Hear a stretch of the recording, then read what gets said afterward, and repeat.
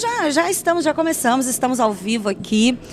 Mais um convidado hoje do podcast, super especial. Meu coração bate forte ao estar na sua presença, professor Israel Schulwacker.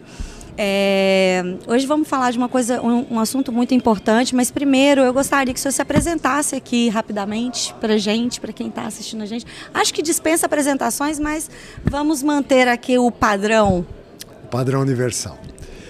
Bom, nesse exato momento na minha carreira, eu sou professor sênior do Departamento de Odontopediatria e Ortodontia e Odontopediatria. Por que isso? Porque eu faço muitas pesquisas nessa área e eu me aposentei oficialmente na USP em 2019 como professor livre-docente e associado 2, mas permaneci na pós-graduação. Então, até 2028, que é o ano da expulsória, eu continuo como professor da pós-graduação, professor plênio da pós-graduação da Faculdade de Odontologia e tenho ainda a honra de ser seu co-orientador de um trabalho de pesquisa de inteligência artificial.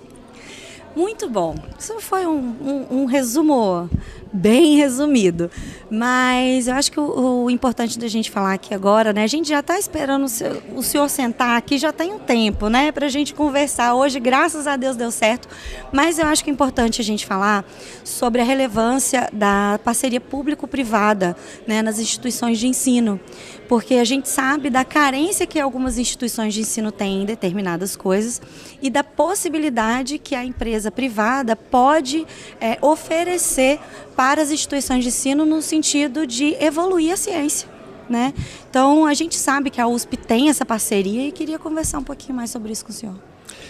Bom, esse é um tema extremamente complexo em vários aspectos, porque demanda muita auditoria. Toda vez que você recebe alguma coisa de uma empresa público-privada, você pode estar incorrendo em algum tipo de relacionamento comercial. E não é essa a filosofia acadêmica. E, modéstia à parte, provavelmente, acho que eu fui um dos primeiros a fazer esse tipo de trabalho dentro da USP. Começou originalmente quando eu criei uma clínica de radiologia com tomógrafo, com tecnologia de ponta, na fundação da Faculdade de Odontologia. Foi uma parceria público-privada, porque eu fui com a minha clínica privada para aquele local com uma finalidade explícita, que era fazer pesquisa e ensino. Então, como nós não tínhamos tomógrafo na unidade da Universidade de São Paulo, na Faculdade de Odontologia, eu trouxe um tomógrafo de última geração da Morita para que a gente pudesse fazer pesquisa e ensino dos pós-graduandos que estavam fazendo mestrado e doutorado. Em que forma foi essa parceria? Foi feito um comodato. Esse comodato era homologado pela diretoria da FOSP e pela diretoria da fundação. Dessa experiência, que durou só 19 anos, e porque parou por conta da pandemia, porque a gente fechou a universidade, né, por 3 anos praticamente, e era impossível trabalhar num ambiente que não tinha pacientes ou não tinha professores. Mas mesmo assim eu continuei batalhando para que a escola continuasse no mesmo formato, que era ter um tomógrafo próprio, e aí foi feita uma licitação, e um parceiro com quem eu tinha uma relação muito boa de pesquisa, que é a Morita, me facultou uma importação desse tomógrafo, inclusive com uma doação de parte desse tomógrafo por um mecenas. Esse mecenas era dono da fábrica de ônibus Caio, que é a que fabrica todos os ônibus no Brasil, que o professor João Paiva, que é meu parceiro direto da ortodontia, conseguiu uma doação, e eu consegui o outro lado, que foi a Morita nos ajudando com um preço de custo, né? E basicamente o preço de custo em função da oscilação do dólar não foi suficiente e a própria J. Morita doou $25 mil para poder pagar alfândega e despesas para a importação do tomógrafo. Com essa situação, a gente deu uma mudada radical, né? Porque foi montado um serviço dentro da faculdade. Esse serviço tinha como finalidade explícita atender os alunos da graduação, os alunos da pós-graduação e todas as pesquisas subsidiadas pelo departamento ao qual hoje eu estou filiado. Mais do que isso, Uma das outras variantes disso tudo era a necessidade de ter um ambiente digital, já que hoje nós vivemos a era digital, a quarta revolução industrial, que é a era digital. Eu e a professora Marlene Fênio, que era a minha chefe direta, nós tínhamos feito um projeto muito antigo, de 6, 7 anos, e esse projeto foi materializado pós-pandemia. Em 2022, nós montamos uma sala totalmente digital, com os melhores equipamentos possíveis da Dell, com um projetor interativo que funcionava com touch, como se fosse um iPad gigante, etc. E disso, nós tivemos o cuidado de fazer algo que era inusitado dentro da Faculdade de Odontologia da USP. O professor Júlio Gavini, que era na época o diretor, me autorizou a fazer um laboratório multidisciplinar, de forma que não fosse minha propriedade ou propriedade de nenhum departamento, onde todo mundo tinha o mesmo direito e o dever de usar para ensino e pesquisa. Isso vem acontecendo desde 2022. Aquela sala é muito disputada por vários professores. Eu tenho a honra de usá-la com todos os meus alunos de pós-graduação, que eu priorizo como a finalidade primaz do trabalho, porque eles que estão fazendo pesquisas, eles que precisam ter o domínio do fluxo digital. E quando tudo isso estava bem estabelecido, eu pensei um pouco a respeito de um problema que era crônico na faculdade, que era ter um banco de dados exclusivo da faculdade para que a gente pudesse conversar com todos os arquivos de um outro software que é da USP, que chama-se Romeu, onde todos os bancos de dados de todos os pacientes estavam lá, só que não se conversavam principalmente com as imagens. Aí eu tive o prazer e a honra de falar com o Fábio Matosinho, que é o CEO da Rádio Memory, vamos dizer assim, o gênio da lâmpada, né? Que estava na Alemanha na época, porque era uma época, como ele disse, muito ácida que estava acontecendo no Brasil, que eram as eleições, sim, né? E o Fábio teve a sensibilidade de me ouvir. Eu mostrei o projeto que eu já tinha realizado, porque obviamente eu não estava começando do zero, né? E ele me deu o apoio total. Ele falou, não, vamos colocar o Estúdio 3 na Faculdade de Odontologia e a gente vai criar uma nuvem, e essa nuvem vai funcionar em uma correlação direta com todos os arquivos de todos os pacientes da faculdade. E foi o melhor dos mundos, né? Na minha opinião, foi uma parceria pública-privada de altíssimo impacto, e eu devo isso muito ao Fábio Matosinho e, por consequência, à Rádio Memory. Obviamente, nós tivemos muitos entraves para conseguir tornar-se funcional, criar simples, a integração. As pessoas que fizeram o Romeu tinham medo de abrir o Romeu, porque tem muito hacker hoje em dia, é um problema muito sério. Sim. Mas com a graça de Deus, o Tiago que é hoje o CEO executivo, que é o executivo comercial da Rádio Memory, me ajudou bastante. O Bruno, que é um dos TIs muito importantes no processo, sim, também me ajudou bastante, e a gente conseguiu fazer isso acontecer. Então eu penso assim, nesse exato momento, a importância da parceria público-privada, ela está muito mais relacionada a um projeto que tenha fundamento, que alicerce a educação e que alavanque a comunicação. E é isso que eu tive, tanto da Scientific quanto da Rádio Memory, que coincidentemente são duas empresas mineiras, né, que nos ajudam bastante. E mineiro o coração mineiro é muito grande. E ele trabalha em silêncio, né? Ninguém sabia de nada. Sabe o que eles me pediram, assim como a própria Rádio Memory? Não, a Rádio Memory nem isso me pediu. Uma plaquinha na porta da sala dizendo que foi colaboração da J. Morita, sim, Scientific, e agora precisamos arrumar uma placa para a Rádio Memory, porque é muito importante isso. É legal, né? Mas também é muito bacana da empresa entender a necessidade, a relevância disso, não para a instituição em si, mas para a ciência. Exatamente. E é óbvio que a USP, com a relevância que tem dentro do cenário mundial odontológico, né, de ensino, a gente implemente isso ali dentro, mas eu acho muito interessante da Radio Memory é que ela está sempre de portas abertas para o ensino, né, para a pesquisa, para a vida acadêmica, tanto, né, da instituição em si, do aluno e tudo mais.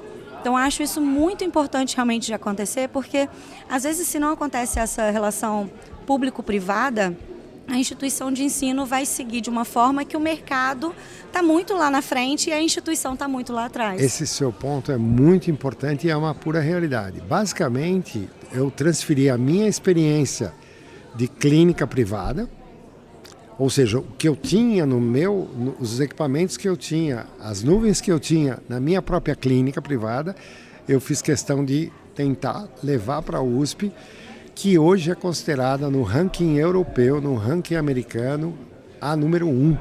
E quando eu falo USP, eu não estou falando só a Faculdade de Odontologia de São Paulo. Existe Ribeirão Preto e existe Bauru, que são co-irmãs da USP, que foram criadas originalmente pela USP São Paulo, mas de qualquer forma, depois de 125 anos de existência, a nossa faculdade hoje é totalmente digital. Todos os prontuários são totalmente digitais, eles são rastreáveis e ainda eles seguem os princípios da LGPD, que é uma coisa que nunca existiu.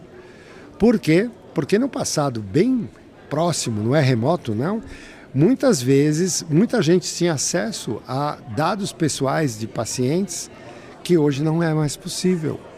Eles são rastreáveis, você tem um IP para poder identificar quem está mexendo, o que está acontecendo. E mais do que tudo isso, a Radio Memory está me ajudando num projeto de pesquisa de inteligência artificial, que eles estão desenvolvendo há mais de 5 anos, na realidade, com uma aluna minha de doutorado, que é a Teresa Gonçalves, né? E que, por coincidência, você está complementando o seu trabalho, que é exatamente o uso da panorâmica no contexto de pré-diagnóstico, e eu sou seu co-orientador. Então eu digo o seguinte, nada é por acaso. Eu acho que assim, ninguém é detentor de todos os conhecimentos do universo, mas a zona de conforto precisa ser cutucada. Sim. E a parceria público-privada fez com que a USP desse uma levantada no ranking educacional, porque as pesquisas são muito mais bem aceitas nas revistas indexadas, porque elas têm um escopo de novidade, escopo de inovação, e com isso acredito que a gente está transformando não só os alunos de graduação, mas como os alunos de pós-graduação. E o produto final é a sociedade. E essa sociedade é quem? São os nossos pacientes. Então, se você espelha todos os conceitos que você faz na sua clínica privada para uma universidade, é o melhor dos mundos. E você prepara, além disso tudo que a gente já conversou, você prepara o aluno que está em formação, independente se for uma graduação, uma pós-graduação, você prepara ele da forma como ele vai encarar o mercado também, né? Porque tem isso, se eu, enquanto graduação de radiologia, eu ensino, ou pós-graduação que seja, eu ensino o meu aluno a laudar numa radiografia impressa, né, ou numa radiografia revelada, que algumas instituições ainda fazem isso, sem querer julgar ninguém, porque cada um sabe da sua realidade. É totalmente diferente se eu tiver um sistema digital, onde eu entrego, onde o aluno sabe exatamente ali como que ele vai laudar, como ele vai fazer, como ele já vai fazer para o mercado de trabalho, onde ele vai estar inserido. Absolutamente correto. E um outro detalhe muito importante, relacionado especificamente à nossa especialidade, porque nós somos radiologistas, é que o olho humano só vê 26 tons de cinza. E as nossas tomografias, as nossas panorâmicas, as nossas perapicais, elas têm muito mais tons de cinza do que isso. E você consegue isso com a IA, né? Ou seja, a inteligência artificial, otimizar o valor do diagnóstico, agregar para um produto final muito específico, que é o diagnóstico diferencial com mais facilidade, em função dessa variação de tons de cinza que você vai identificar. Não chega a ser os 51 tons de cinza que estão no cinema. É totalmente diferente. É totalmente diferente, mas ele faz uma mudança radical para um profissional de saúde e para a própria promoção de saúde, porque o rastreamento do banco de dados analógico é muito custoso. Em contrapartida, o rastreamento de uma nuvem ou rastreamento de um DICOM ou de qualquer outra nomenclatura que você use, um STL, etc., que podem ser fusionados, ele é muito mais rápido, muito mais eficiente e tem um cunho muito mais científico do que o achismo que o olho humano tem. Exatamente. É um excelente suporte, né, ao profissional e ao diagnóstico. Principalmente. Muito bem. Olha, eu não tenho palavras para te agradecer. Você está aqui hoje. Eu sei que seu dia é sempre corrido, muito requisitado aqui por todo mundo. Mas muito obrigada por esse bate-papo. Eu acho que esse bate-papo ele é importante não só para as instituições que estão vendo aqui e saberem que existem empresas privadas que estão disponíveis para poder auxiliar, né, no que diz respeito à evolução da pesquisa, mas também eu acho que fica aqui a importância das próprias empresas que vão assistir a gente para abrirem a possibilidade de prestarem, né, essa parceria com as universidades, com a USP. Né? Imagina, todas as universidades, todas as instituições de ensino estão de portas abertas para quem quiser vir.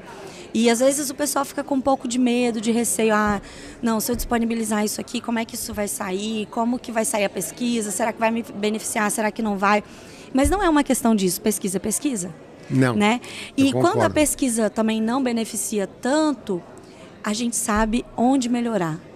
E quando a gente melhora para o nosso cliente, ou seja, o nosso serviço melhora e a gente tem a possibilidade de entregar muito mais para o mercado onde a gente está trabalhando. Então, acho que essa conversa ela é muito importante. Te agradeço imensamente, viu? Eu que agradeço, me sinto extremamente honrado. Não só exatamente pelo processo de divulgação, porque eu acho que a divulgação é importantíssimo, tanto quanto a iniciação do processo, para que outras empresas, e eu fui já assediado por várias outras para fazer pesquisa, sim, claro. Mas a ideia básica é não só o nacionalismo do processo, que isso é uma falácia, né, na prática, porque você tem o mundo inteiro ao seu dispor, mas objetivamente, a partir do momento que um investidor, né, que eu diria um empresário, acredita no seu próprio país, ele cresce mais. E isso é fundamental não só para o ensino, pesquisa, mas para a própria sociedade. E agradeço muito a oportunidade. E é sempre um prazer bater um papo com você. Eu que digo. Muito obrigada, professor. Gente, vamos ter vários outros bate-papos aqui ainda hoje. Então, fiquem atentos, tá? Vai ter muita conversa legal. Vocês já estão vendo, né? Os 2 primeiros aqui a gente já começou muito bem. Muito obrigada, viu?